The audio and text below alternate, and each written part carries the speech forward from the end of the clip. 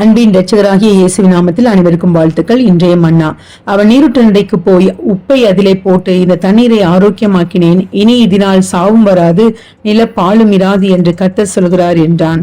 தண்ணீர் என்பது பரிசுத்த ஆவியானவருக்கு அடையாளமாக கொடுக்கப்பட்டுள்ளது. பொதுவாக தண்ணீரிலே கொட்டப்படுகின்ற குப்பைகள் மற்றும் கழிவுகளே அதை கெட்டு போகச் செய்கின்றன. நமக்கு வெளியிலிருந்து நாம் கண்கள் செவி வழியாய் நம் உள்ளத்திற்குள் எதை கொண்டு செல்கிறோம் என்பதை கவனித்து பார்க்க வேண்டும். அநேக நேரங்களில் நமக்கு மட்டுமல்ல, மற்றவருக்கும் தேவையற்ற காரியங்களை அவர் உள்ளத்திலே கொட்டி அவருடைய தண்ணீரையும் கெட்டதாக்குகிறோம்.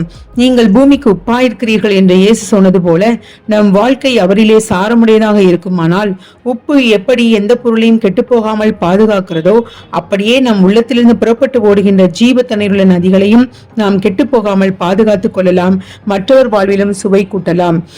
உங்களுக்குள்ளே உப்புடையவர்களாயிருங்கள், ஒருவரோடொருவர் சமாதானம் உள்ளவர்களாயும் இருங்கள். ஆமேன்.